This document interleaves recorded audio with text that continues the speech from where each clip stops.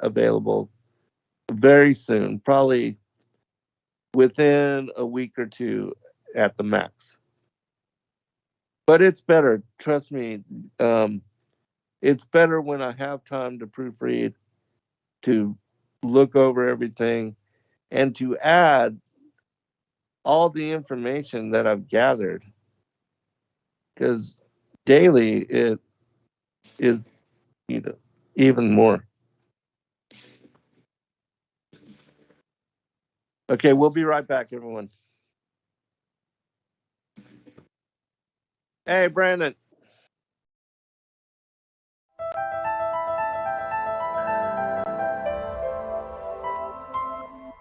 As a bookstore for truth seekers, it's our goal to make ancient manuscripts which were once held captive by secretive institutions available for public consideration. In our generation, where wisdom has increased as Daniel the prophet foretold, we have access to many of the testimonies our early church brethren were persecuted for preserving. After being hidden for centuries, these manuscripts have been leaked from various sources throughout the earth, and it's our goal to gather these sources into printable form to make available for all who seek the ancient way. If you're looking to deepen your studies of the biblical narrative, find these ancient manuscripts and more at sacredwordpublishing.com.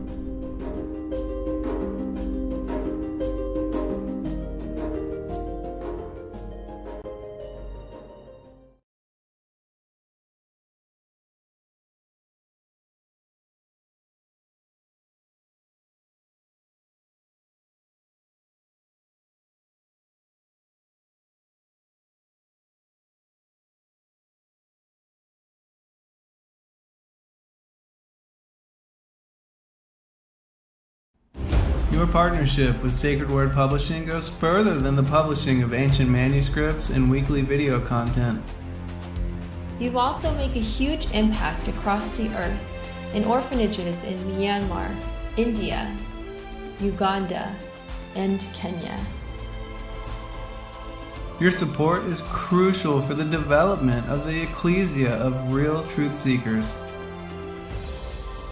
We thank you for joining us in hosting Secrets Revealed, Momentary Zen, the Digital Readers Club, Ask Me Anything series, and other shows that have helped lead so many to the truth of salvation. To become even more involved, please visit patreon.com/sacredwordpublishing, where you can partake in exclusive, interactive, patron-only content and help us continue shining the light of love in this darkened world.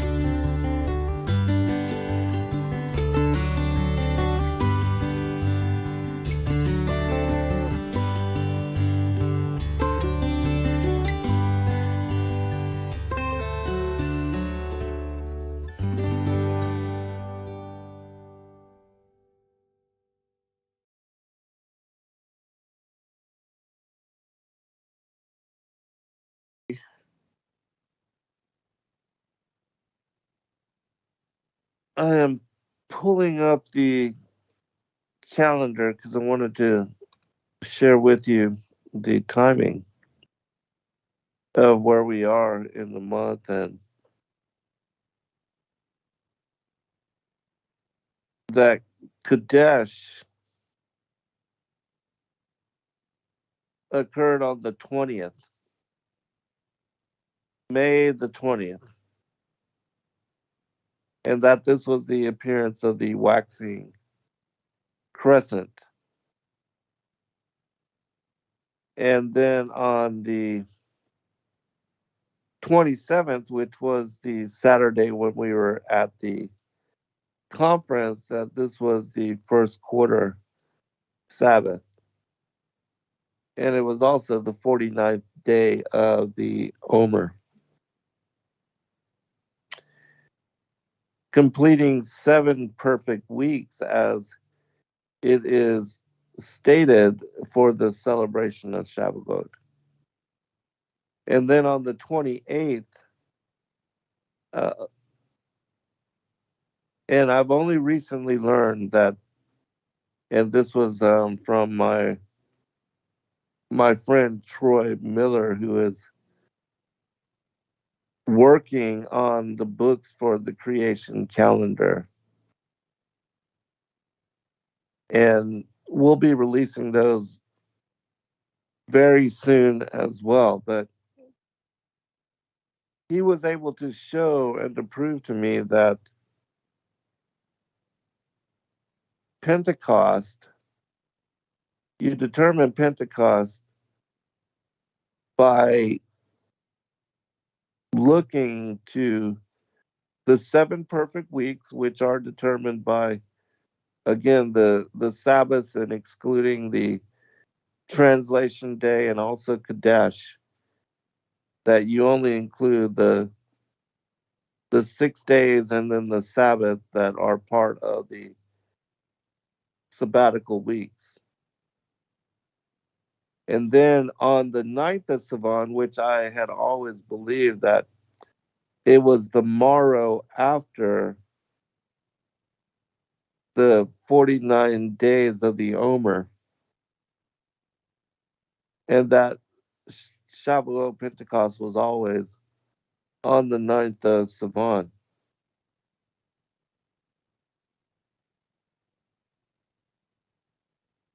But I do believe that Shavuot is 50 days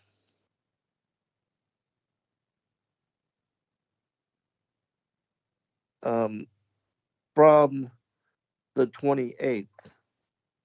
I mean, from the 9th of Sivan, which happened to be May 28th this year. And so that always puts us, when you add those 50 days, that Shavuot always occurs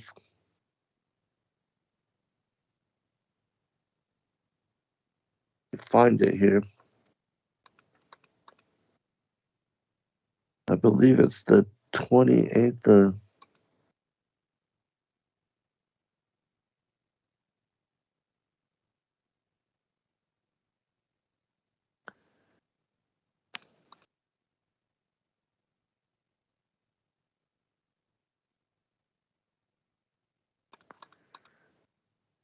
give me just 1 second. Let's get this.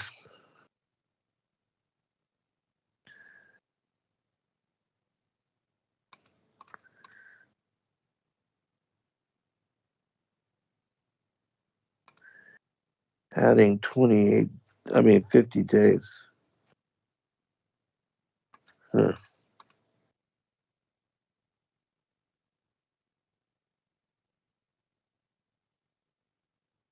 Well, anyways, it's the celebration of wheat.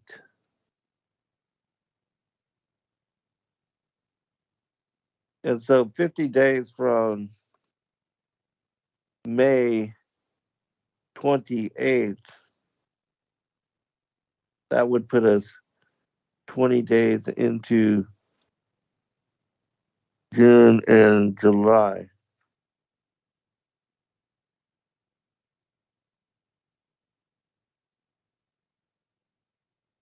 Looking in here.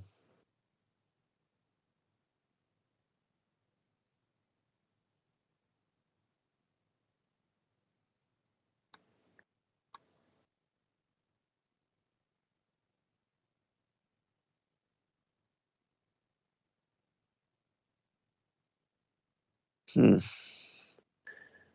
Maybe I didn't mark it. But anyways, I'll have to I don't want to take the time to add up all the days and to go there, but I'll bring this up at another portion. But it the Book of Enoch, when you look at the book on the courses of the heavenly luminaries, you find that it speaks about both the calendar as situated by the sun, the movement of the sun back and forth between the two tropics, the Tropic of Cancer and the Tropic of Capricorn, and that this movement creates the seasons as the sun crosses over the equinoxes, the what is the equator for the autumnal and the vernal equinox, and then when it reaches its extremes in its northern or what is its easterly movement towards the North Pole and the inner circle of the plane of the Earth, that on June 21st, the longest day of the year, that is, the beginning of summer.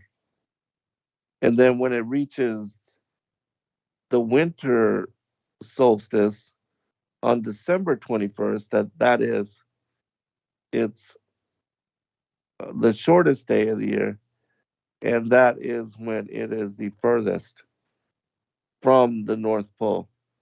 And that's when the sun is actually moving in circle in the outer perimeter of the circle of the earth, or those latitudes which are to the left of the equator and below the median point, or the inner circle, the what we call the northern latitudes. But this is all, those continents which, if you look at the map of the United Nations, you see that all the continental land masses are encircling the northern pole, and that in doing so, they are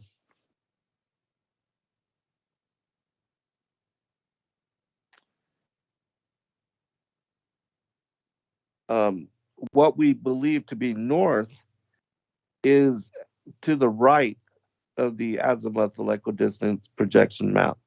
And what we consider to be the south is the outer perimeter of the azimuthal equidistant projection map. And so it's a little bit, you have to understand the layout of the earth in order to make sense of what I'm talking about. And also in what Enoch describes as the movement of the sun, again, as it moves back and forth between these two extremes.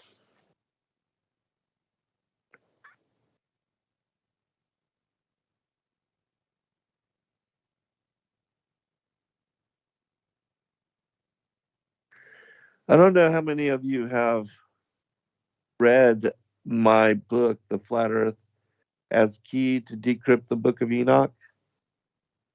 Um, but if you were to do so, you would see that I have images included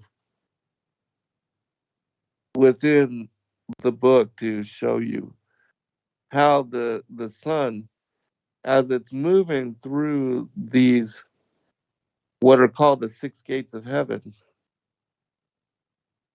it is moving through the various houses of the zodiac, and that the sun will be in these houses for 20, 29 to 30, 31 days, 30 to 31 days before it shifts. And then that's how we again have the seasons, that when it is directly above or between the third and the fourth gate of heaven, that this is where the equator is located.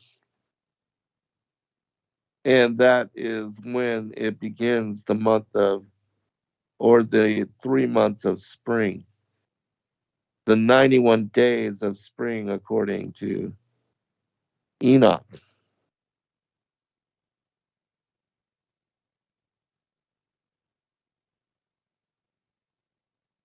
And then again, when it reaches to the extreme right, like when you're looking at the horizon, if you go out and you watch the sun rise and set every day, when you're looking at the sun setting on the western horizon, on the day of March 21st, it's going to set exactly in the middle of what is the northern and southern extremes.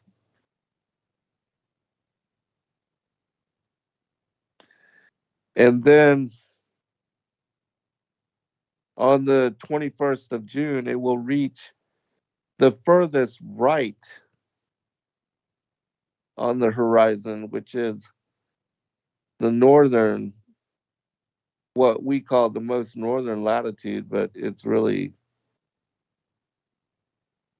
eastward. Um,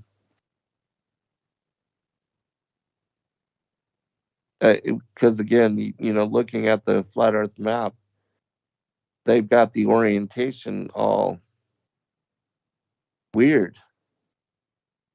And when you understand the map, um, the movement towards the north is actually, eastward. And then when the sun reaches that southern or that northern extreme for the summer solstice, it reverses course and begins heading towards the left on the western horizon.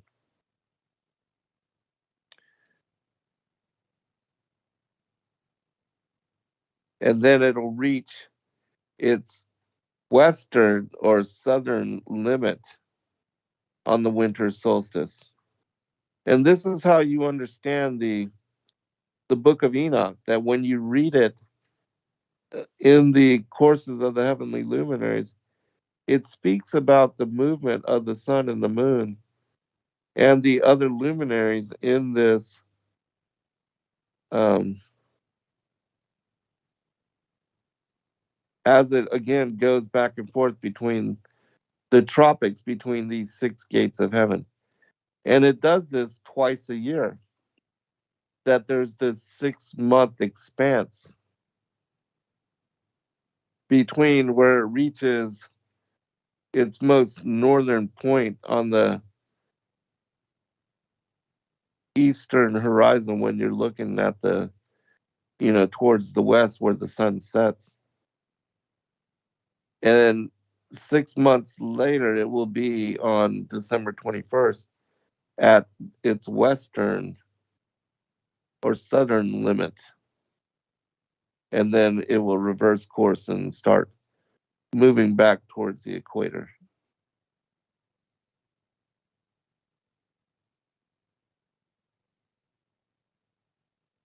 And then Enoch goes into the lesser luminary, which is very important because it's in talking about the movement of the moon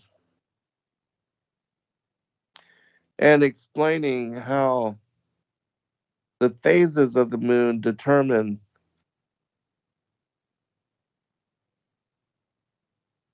the timing for the festivals and also the beginning of the months, that this is most critical.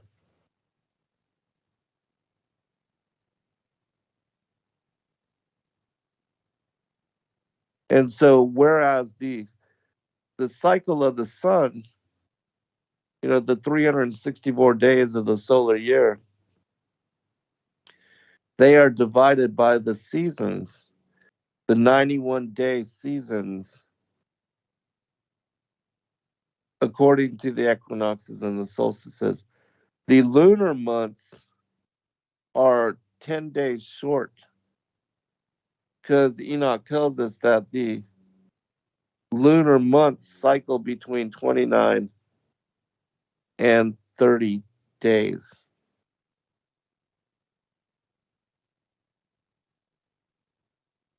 And so there's the alternating, and the average for the synodic month is 29.541 days. And the only way that you can situate and understand and make sense of the calendar is by breaking it up in this fashion where you have the appearance of the waxing crescent, the time of the new moon, the Kadesh.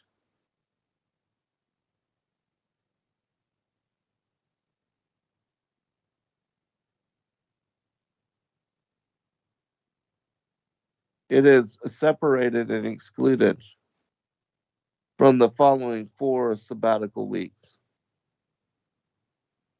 as Diane's book goes into great detail. And the one I'm talking about is called Yahweh's Unique Timepiece Explained.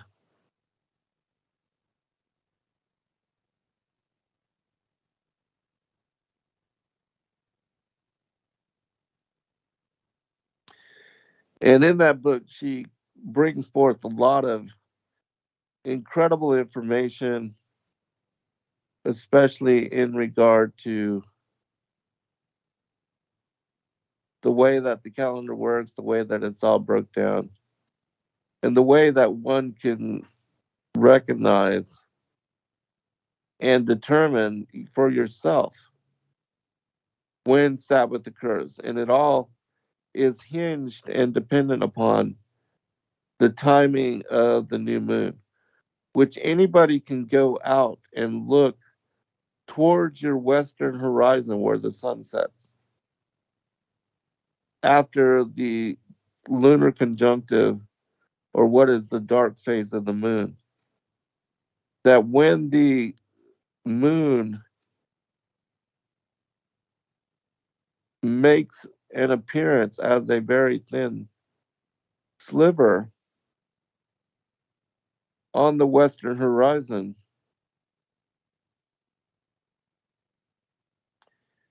this is when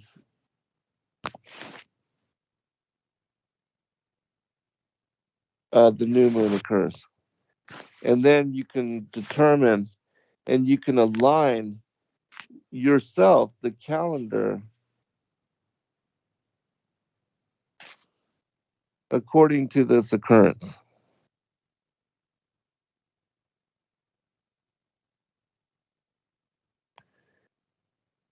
I'll be right back, everyone.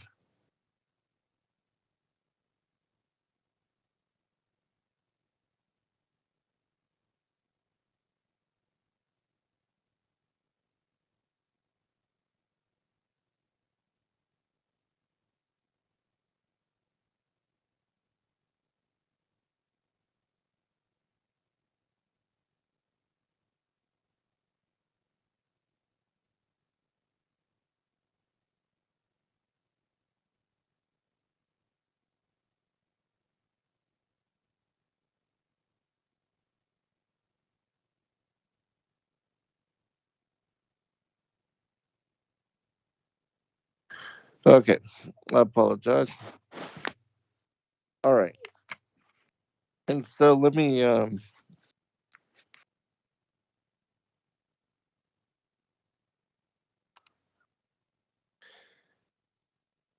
the there's a circle. It's like an infinity sign. It's called the analemma. That when you plot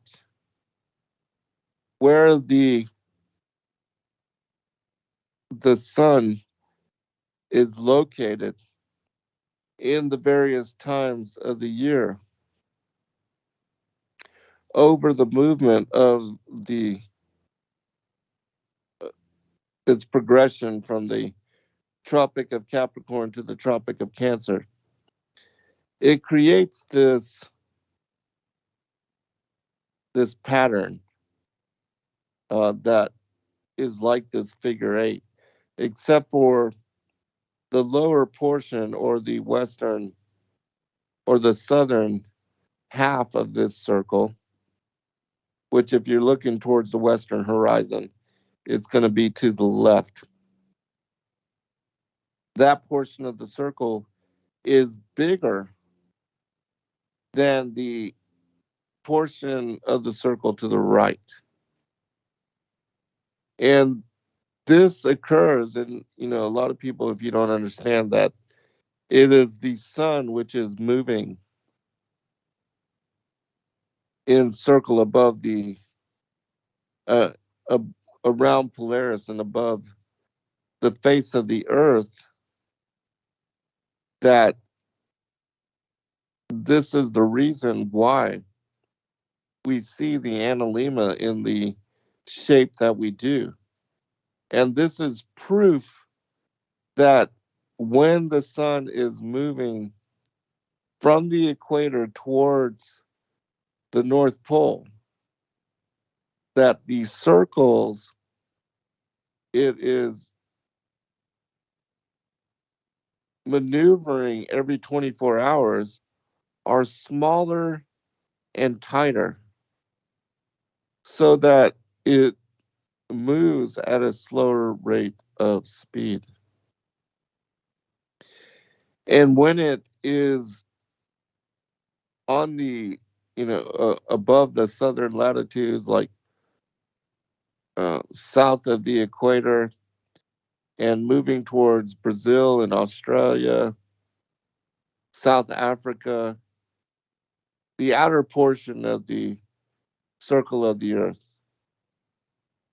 what is believed to be the lower southern portion of the globe or the southern latitudes, which if you understand the way that the earth is really laid out, that it's a flat plane, much like a pizza, and that the North Pole is located in the center.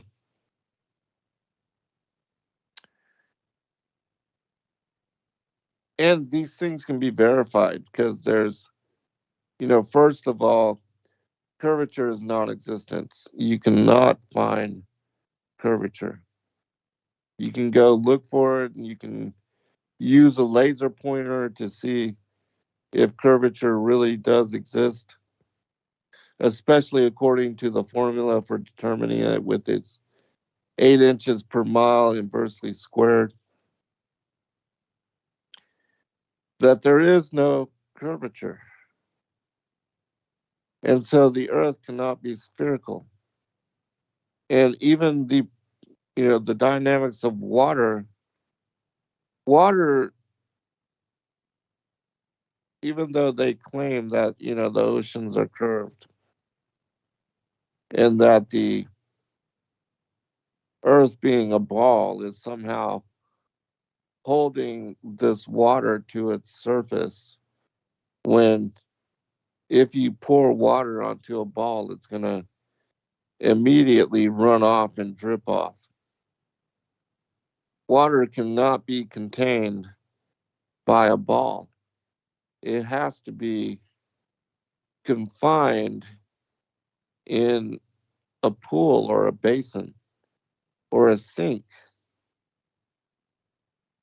You fill up a bathtub, you fill up a sink. Same thing for the world's oceans. They are held in a basin. And that's why when you, oh, we're already at break. We'll be right back. Hey, Brandon, go to my side.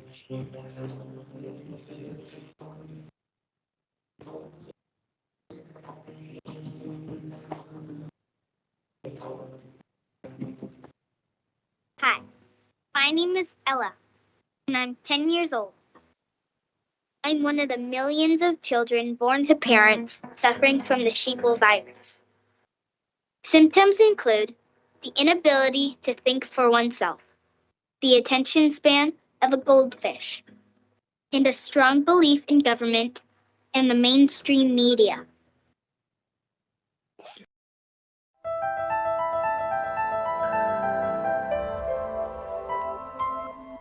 As a bookstore for truth seekers, it's our goal to make ancient manuscripts which were once held captive by secretive institutions available for public consideration. In our generation, where wisdom has increased as Daniel the prophet foretold, we have access to many of the testimonies our early church brethren were persecuted for preserving. After being hidden for centuries, these manuscripts have been leaked from various sources throughout the earth, and it's our goal to gather these sources into printable form to make available for all who seek the ancient way.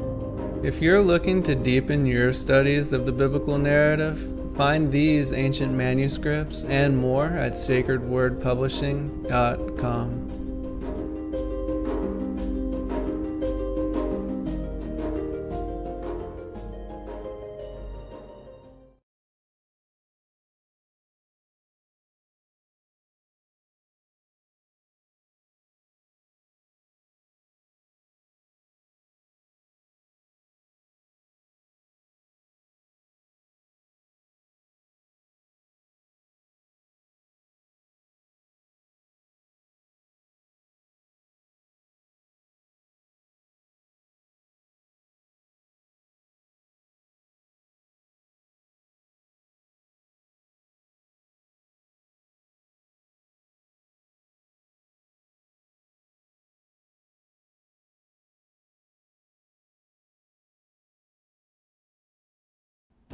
Your partnership with Sacred Word Publishing goes further than the publishing of ancient manuscripts and weekly video content. You also make a huge impact across the earth in orphanages in Myanmar, India, Uganda, and Kenya. Your support is crucial for the development of the ecclesia of real truth seekers. We thank you for joining us in hosting Secrets Revealed, Momentary Zen, the Digital Readers Club, Ask Me Anything series, and other shows that have helped lead so many to the truth of salvation. To become even more involved, please visit patreon.com/sacredwordpublishing, where you can partake in exclusive, interactive, patron-only content and help us continue shining the light of love in this darkened world.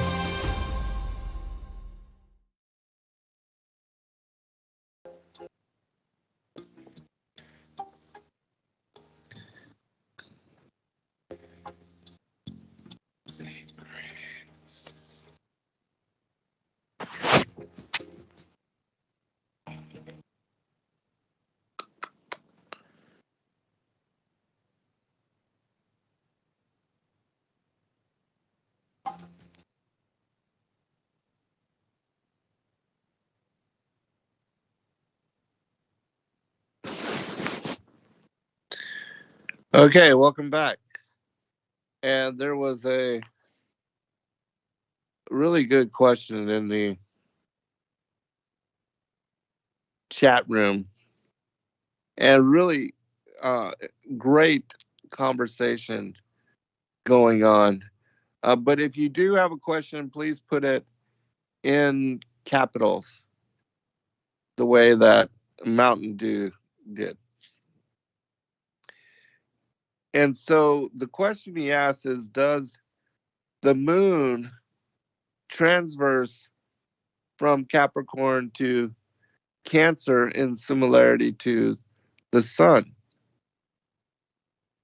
And the answer is yes. That's why we see it in different position over the time of the year, uh, in regard to, its movement towards the northern limit and the southern limit as well. That over the course of the year, as the moon is circling in similarity around Polaris, just like the sun, it is also transversing back and forth through the six gates of heaven. And I'm not sure if you are familiar with the flat Earth zodiac moon, sun and moon clock that David Wise, flat Earth, pretty much Mr. Flat Earth, he is doing a lot of great work on behalf of this topic. And he's really put himself out there in regard to this issue. And he also sponsored Daily, which I have the app. And I think it's an incredible resource. But if you look at it and follow it, you'll see exactly what I'm talking about with regard to the sun and the moon in their revolution, in their circularity around Polaris, that they do have this particular adjustment back and forth. And they're, they're moving at different times and speeds according to their revolution. But when the sun and the moon do coincide and perfectly come, in sync with one another, that's when we have the eclipses. And that usually happens, about twice a year as well. And so in the movement, as Enoch describes, that it is the sun and the moon together with what are called the wandering stars, Mercury, Mars, Venus, Saturn, and Jupiter, that these 7 luminaries, what are called the planets of the universe in the Sefer Yetzirah, the book of creation, and also the Chronicles of Jeremiah, that these planets are all on a different, what is called the 7 heavens, as it is divided from the ground to the very top of the vaulted dome of the earth, where Polaris sits fixed and unmoving. That when you really understand the way that the heavens are situated, that the Most High has placed in revolution each one of these planets at a different portion of the firmament. And I believe Jupiter and Saturn are said to have the longest revolution. And so they have broad circles or revolutions. And so they're near what is the lower portion of the firmament, because it's that portion which has the broadest circularity. And those that have short revolutions, like Mercury, Mars, and Venus is said to have almost the same revolution as the sun. And that, it's Mercury, and this is listed in the Chronicles of Jeremiah and also in the Sefer Yetzirah. They tell you which planet is on which heaven. But you can basically, determine that by which one has the shortest revolution. And I believe Mercury has the shortest, followed by Venus, Mars, and that the sun also has a similar, but it, again, does move back and forth between the tropics of Cancer and Capricorn, whereas the other wandering stars do not. They have their, I believe, and it's actually a good question to consider, is do the other planets also transit between the tropics of Cancer and Capricorn? And that's something I've never considered before. I've always thought them to have fixed revolutions. And so that would be a very intriguing question. And somebody that knows and understands astronomy, a lot better than me.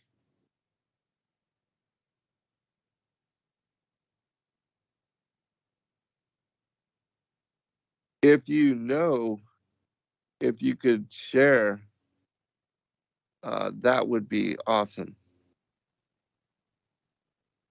Enoch Inspires says that, the God culture is covering this information in their Restoring Creation series. And yeah, I think they're doing incredible work. Of course, we have some disagreements in regard to, some of the things that I teach and some of the things that I believe, but I've got great respect for Tim and his crew, and I think they are doing just spectacular work over there on their channel. And certainly they have somebody that has really incredible skill set, probably a number of people for them to be able to put out the kinds of videos that they do. And so, but I don't have a problem with disagreeing with anybody. Certainly, I have no problem as well debating anybody about anything that I talk about or teach, and because I've done my homework and I do not have a problem sharing and going scripture by scripture and verse by verse, and also looking at the Hebrew and the Greek to come to contextual understanding for a particular teaching, or what I believe to be um, a Bible lesson, or the way that I interpret and have perspective on some particular issue, whether that's serpent seed or the feminine Holy Spirit or the Trinity, as I covered in the conference this past weekend. Because again, even in the verse, in the beginning, God created the heavens and the earth, or Elohim. Elohim is a representation of Trinity.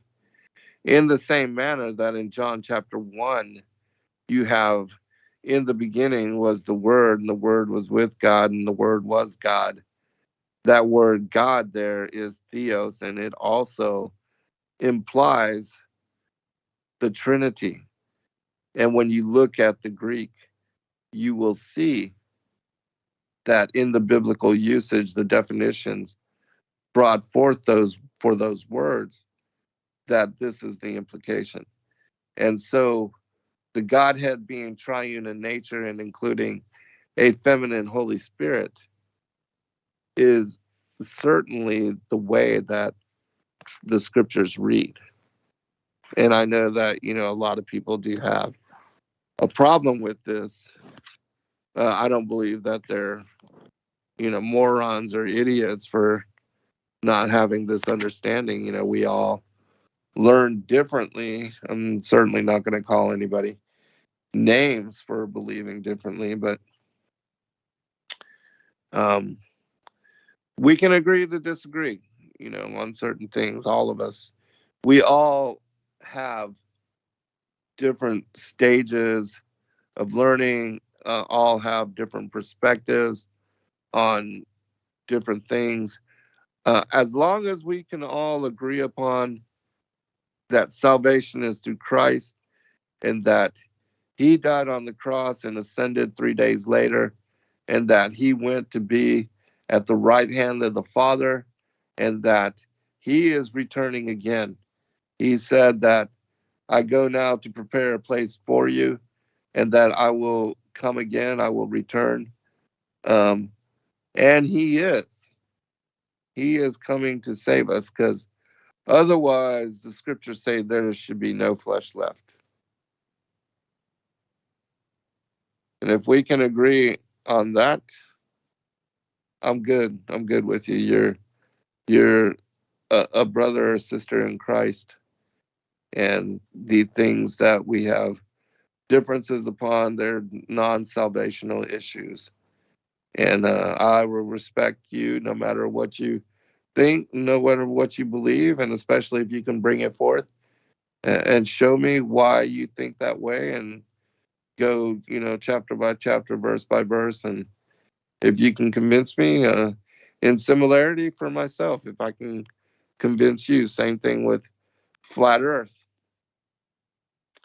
which is even in the room when I asked the questions, because I did ask a number of questions to the community that was in attendance for the conference, that only half had come to discernment on this topic.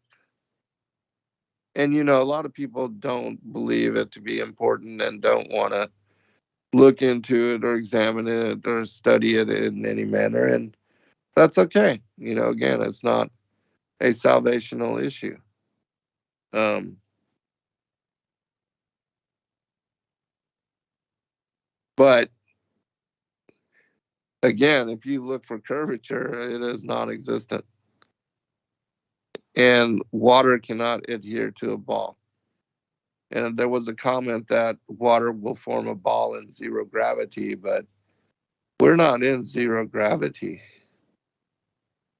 As far as the whole idea of gravity, it's my opinion that this is buoyancy and density, that larger bodies, because of their mass, are not attracting other bodies. Because if this were the case, the sun would suck Mercury its into its fiery furnace, and Mercury would be non-existent. It's this little planet said to be the closest in orbit to the sun, and yet, again, it's been there and has existed there for a very long time. And if there was gravity, according to what the scientists believe, as far as the size of Jupiter, that Jupiter would be causing some destruction or perturbations, and And even Saturn, how did the, how does Saturn have rings? It should suck all of those rocks into its interior. If, according to what they say of gravity, that objects, according to their mass and their size, will attract other objects, and that this is the miracle glue that holds all the world's oceans to the earth being a sphere or a globe. And yet at the same time, it's bonding and holding all the world's oceans in place. Birds and bees and insects and anything that can fly, a balloon filled with a hydrogen or a helium can rise up and escape to the top of the atmosphere. And yet, gravity is so strong, it's holding all the world's oceans intact. Does not make a lick of sense.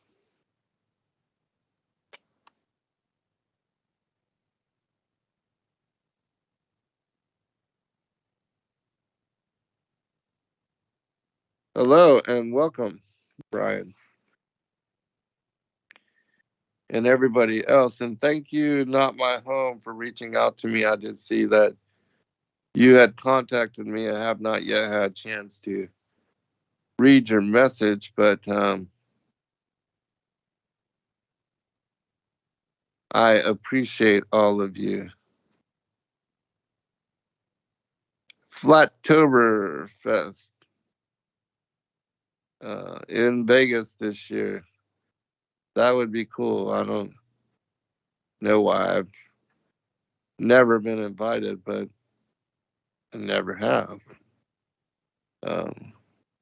But I respect all the people that, put it on and hold it. But flat Earth is only one of the issues that I cover, and even though, yes, I spent 5 years of my life researching this topic, and I wrote 3 books on the issue, going from April 2015 to,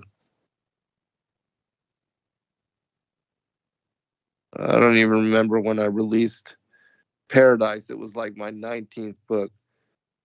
The Book of Enoch, the Flat Earth as Key to Decrypt the Book of Enoch, that was my 9th publication, right after I released the Targum.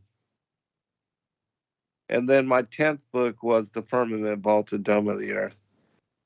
And then I wrote The Great Contest, One War in Heaven, The Great Contest 2, Enmity Between the Seed Lines.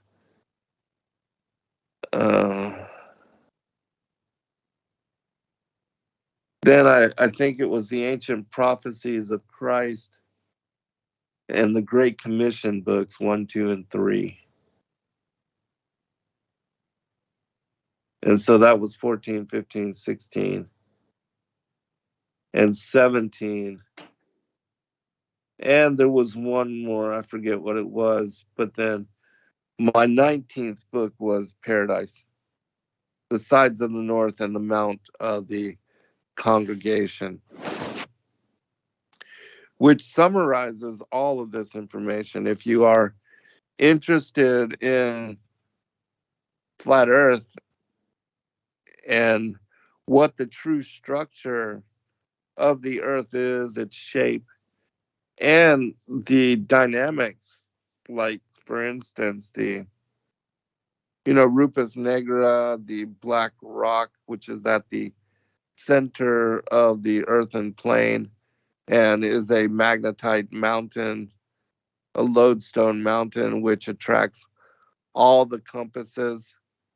They all point north, or really towards the interior of the earth. and that this mountain is surrounded by a whirlpool,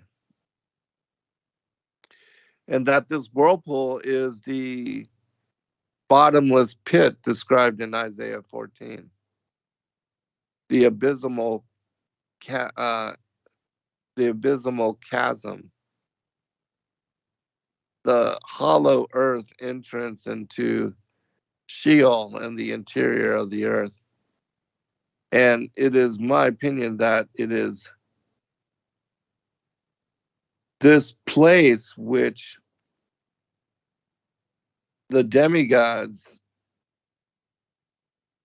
the Naga people, and the serpent races, as well as the giants, that in the Cave of Treasures, it makes mention of the giant tribes that were locked into the interior of the earth, and that they'll be released at the end of days, that the locust army is going to include a lot of spiritual beings, hybrid creatures and entities. And that when you look at the Britain translation of the book of Isaiah, the Septuagint, the Breton translation of the Septuagint, in chapter 13, it speaks about the giants, the mighty ones, the terrible of the nations, being released, and that they will have a part to play in the decimation and the wrath of God being poured out on the wicked. That, as it states in Joel chapter 2, that there will be a garden, a paradise before them, but afterwards a destroyed wilderness, destruction.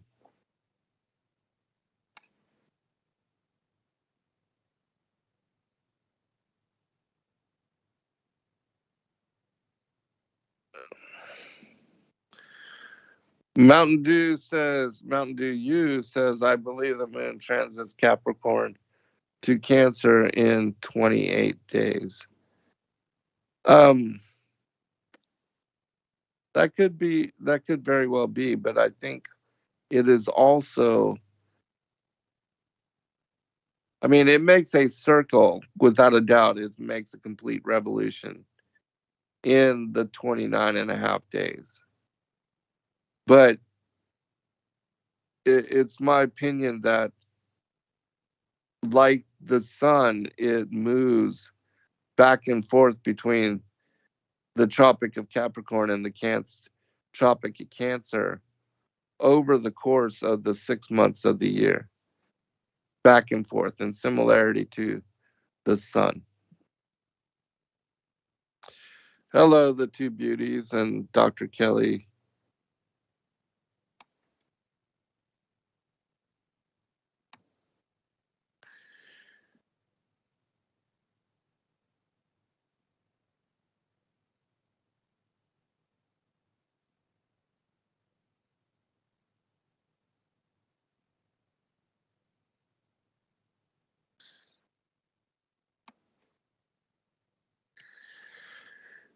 Oh, hello, Tammy.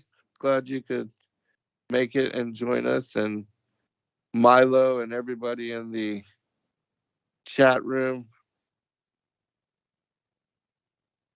This is an interesting comment. Milo says that the Sasquatch and Dogman are just a hint of the spiritual creatures that will come. They are both spiritual and can manifest physically. I do agree. And not only just, Sasquatch, which there are so many cryptids. There are, again, these Naga people, which I did the show just recently, but it was deleted immediately thereafter, and we received a flag and a 2-week ban for doing this show. But I was talking about, and I don't even know if I should make mention of this now, because I don't want to, get us in trouble again.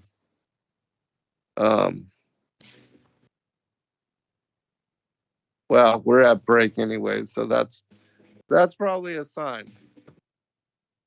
We'll be right back for final segment.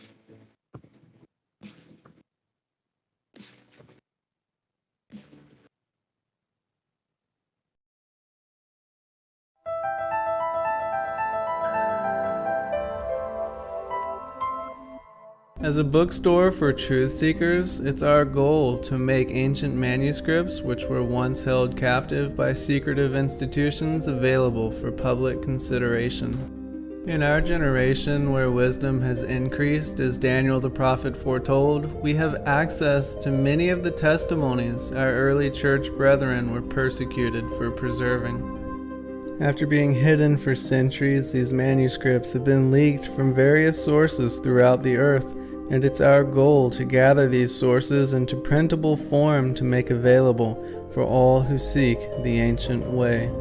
If you're looking to deepen your studies of the biblical narrative, find these ancient manuscripts and more at sacredwordpublishing.com.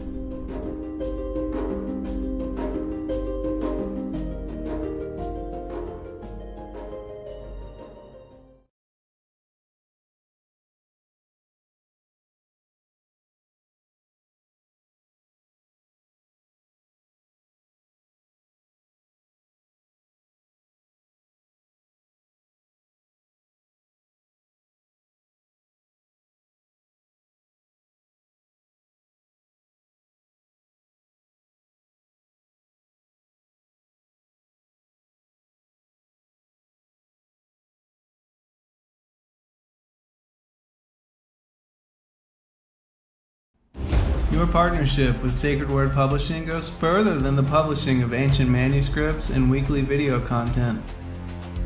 You also make a huge impact across the earth in orphanages in Myanmar, India, Uganda, and Kenya. Your support is crucial for the development of the ecclesia of real truth seekers. We thank you for joining us in hosting Secrets Revealed, Momentary Zen, the Digital Readers Club, Ask Me Anything series, and other shows that have helped lead so many to the truth of salvation. To become even more involved, please visit patreon.com/sacredwordpublishing, where you can partake in exclusive, interactive, patron-only content and help us continue shining the light of love in this darkened world.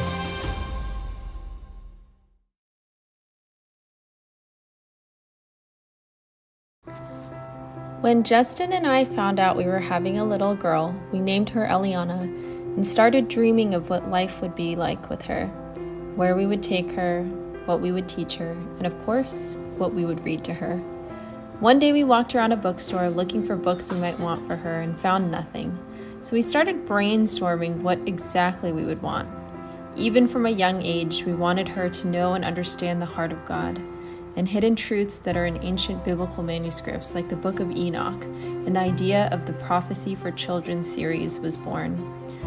Justin got hard to work and praise Yah released the Prophecy for Children series.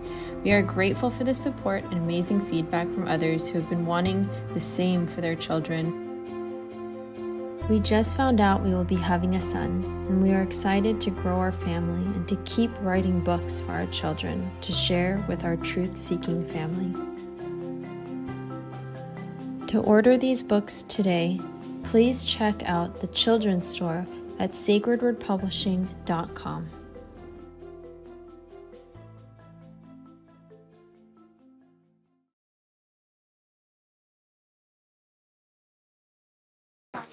Set with a dog, much of the facts of imagine that God's came in alien races. All right, welcome back. I didn't want to go into, all the things that I was talking about, but I did post a link to the articles in the chat room, and I'm going to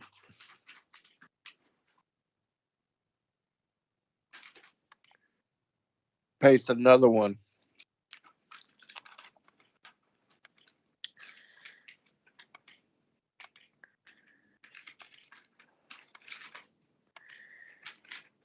And these are the main things that I was talking about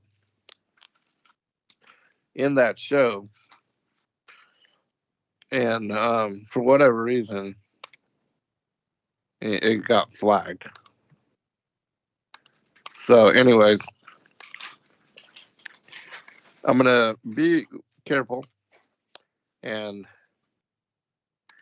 tread carefully as, these are strange times. And it tells us that in a time of universal deceit, speaking the truth is a revolutionary act.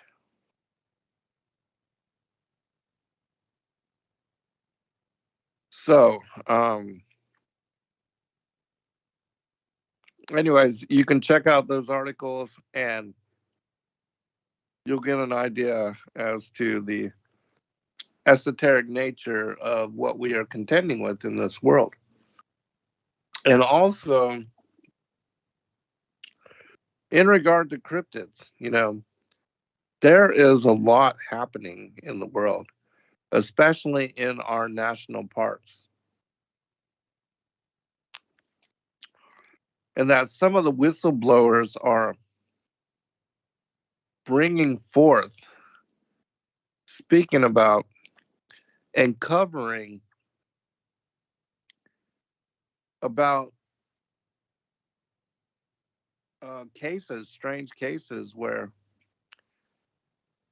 odd things are being reported, not only to them, but by them. And especially, the park rangers that work in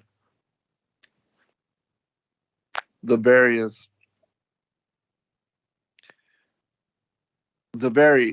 various areas that have been set apart and which have been declared, places of refuge in regard to their not being allowed to be spoiled or mined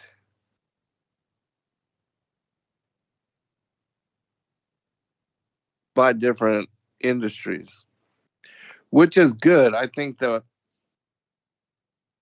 especially, these places of beauty like Yellowstone and uh, Teton National Park, which these places are, if you've never been there, West Yellowstone is in Montana. It stretches from there, the wilderness area that has been set aside and reserved. Yellowstone National Park, Teton National Park, which stretches into Wyoming, and the first city that you come to is Jackson Hole, Wyoming, which is my favorite place in the United States. It is so beautiful, and I used to spend my winters there snowboarding, which was some of the best times of my life, and just simply incredible experiences. A snowboard is like a magic carpet. It's especially on a fresh powder day. There's nothing like it, especially if you get on the mountain before there are any other tracks laid, to have a complete run from top to bottom that is unbroken and nothing but powder. It's a amazing experience. But anyways, the things that are, again, being reported in the national parks, these are very strange, and they have to do with, when you look at the mythology and you go back into ancient times, the creatures that are said to be like the wolf man, werewolves, lycanthropes, and it speaks about in different books that have been written, which are serious in nature and like capture stories about these creatures going back to ancient times. There's been a lot of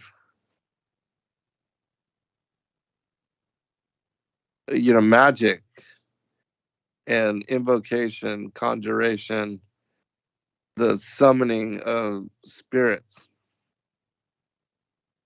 which is said to have taken possession of humans, people that practice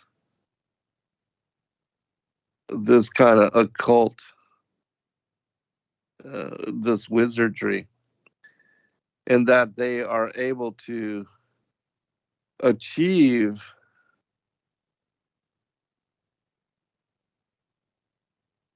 this kind of shape shifting, which is, I mean, that's all you can really call it. And there are said to be brujos and brujas, and which are witches in Mexico and other places, third world nations, and Africa, with the voodoo and the involvement of occultism, and even like places where the fallen angels have established cultures and civilizations and are worshipped as the pantheon of gods and goddesses. Places like India where the idolatry is rampant. There are said to be people that have the ability to take on these various embodiments. Even like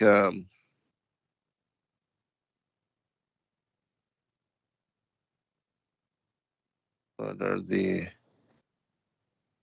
Wendigo and the the Sasquatch, and um, there's all kind of cryptid type creatures. The creature referred to as the rake. I saw a video one time on YouTube where this creature that had glowing red eyes, and they were able to film this on camera, that this group of uh, they seem to be teenagers, but maybe a little bit older. But they were camping out in the woods, and then all of a sudden, one of their friends spot this glowing set of eyes coming towards them in the forest, and they flash a light on this, and it turns out to be some kind of odd creature, and it chases them, and they are forced to jump off a cliff into the river to get into their boat and to then escape it. But this creature jumped into the water after them. I mean, that is just bizarre. And um, I forget the name of the individual on YouTube, but the he reports story, or Dr. Mr. Ballin.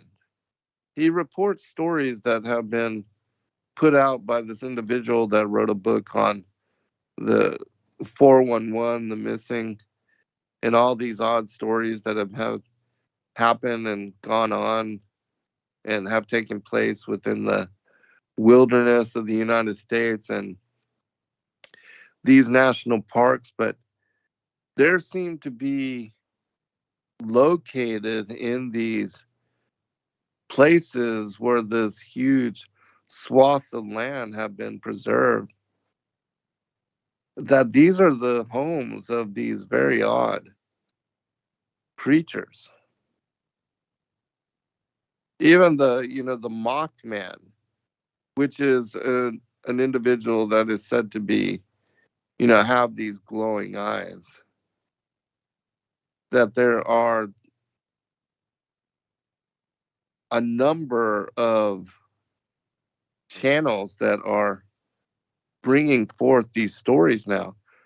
Um, yeah, Mr. Ballin, he's very cool as far as, he brings a story out very short, keeps your attention, um, and the mix is very interesting.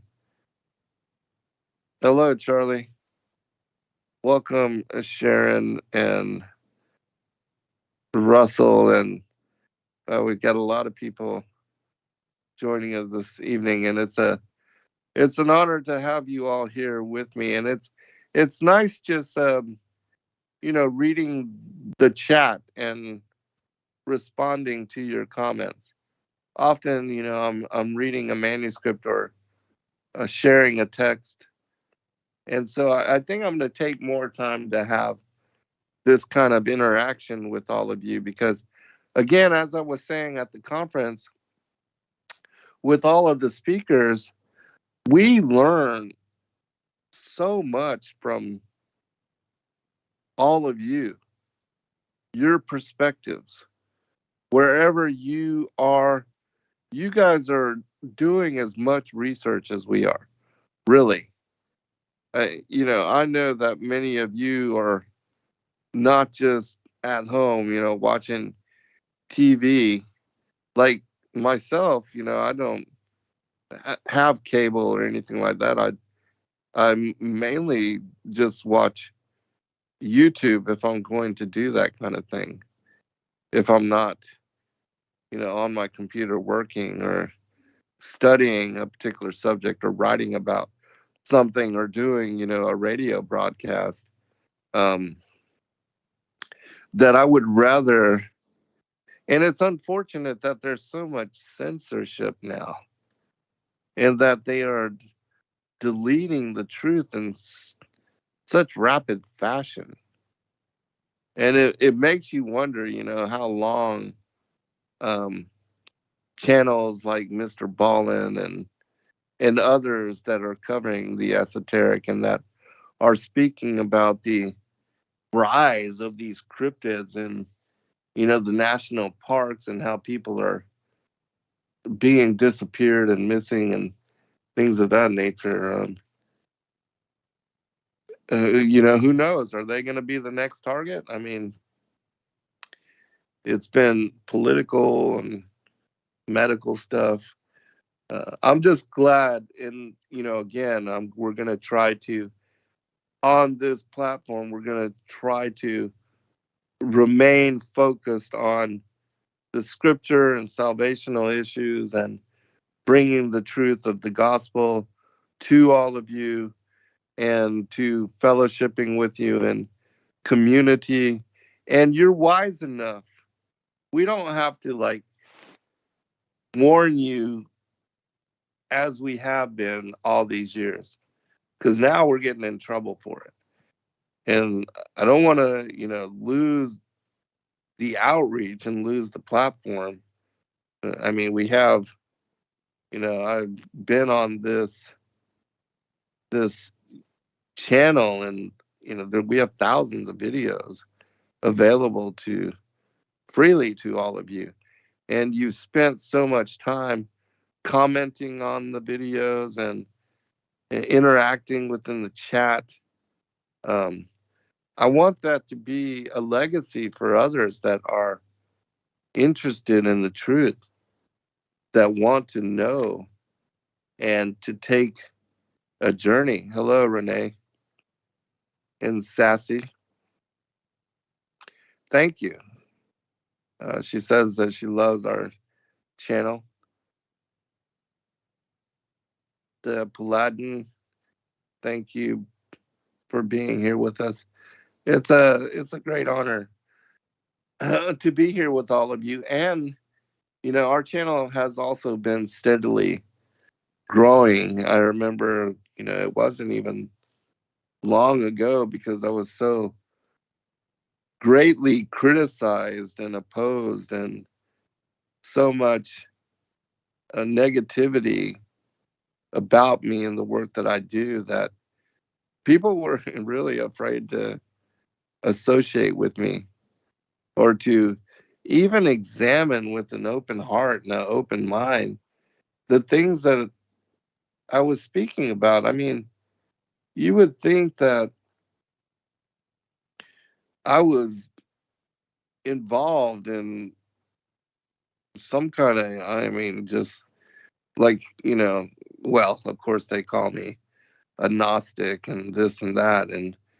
But you would think that I was some kind of, I'm not even going to, I'm not even going to go there, but all of you understand what I'm saying. And I'm sure that for many of you, it took you overcoming your hesitance and in deciding to really listen to and hear what I was saying rather than just going by what somebody says in judgment about me or about the work that I do.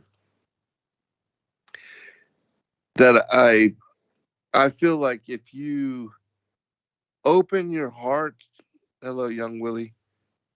It's good to have young people in the crowd, Philip. We really need young leaders.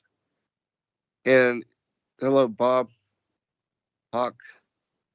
It was so nice to see so many, and it wasn't a ton because most of the people at the conference were older, like myself, and like, a lot of you in the chat room that have dedicated years and decades of your life to the investigation of truth. And it takes time. It really does. It takes time to study the scriptures, to read the Bible, to read the extra biblical texts, especially now with so much that is out there.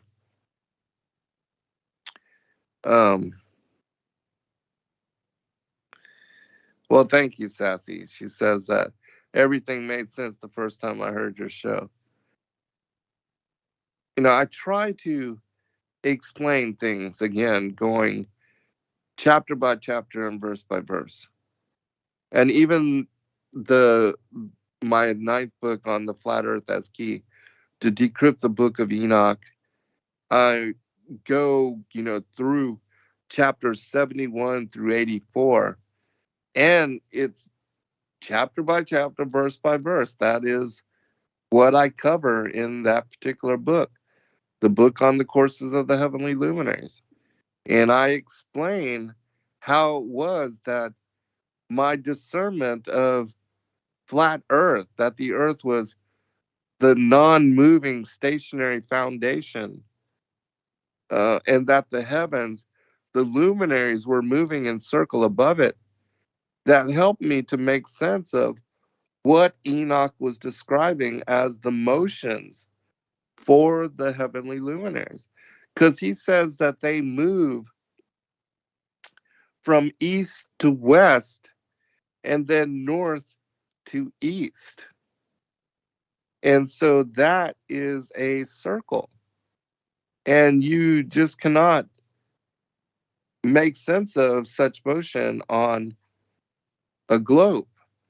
But when you look at the earth as the backdrop for such motion, it helps you to understand that Enoch was taken by the angel Uriel to the very top of the vaulted dome of the earth, to the very center where the heavenly throne room, where the heavenly temple is situated.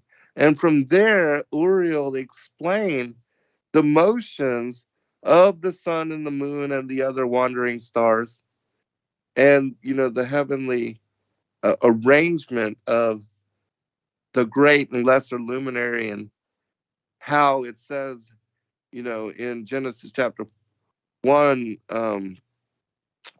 that the creation of the luminaries, Genesis on the fourth day, the verses that are connected to that, that these two great lights are determined, the times, the seasons, and the feast days.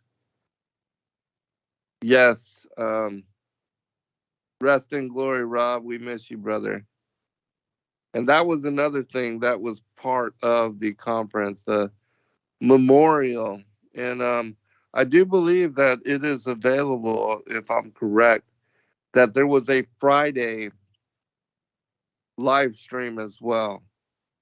And that, it was that night that I introduced Sheila to talk about her material in the book that she's been working on.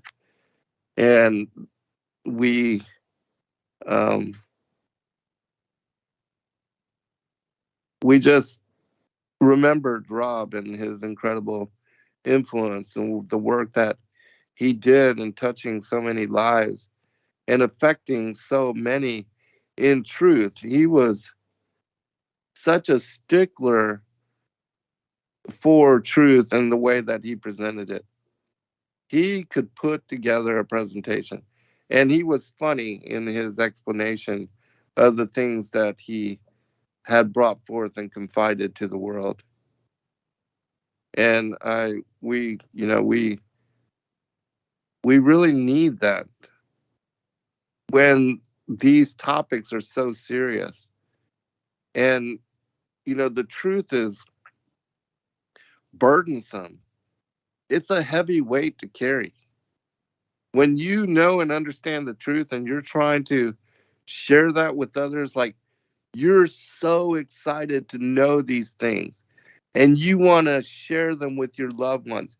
You want to give them as a gift to your friends, and yet they think that you're nuts, or that they really don't want to take the time to listen because the topic that you're speaking about is just above their heads, and just in one ear and out the other. It doesn't even hit the brain for most of people.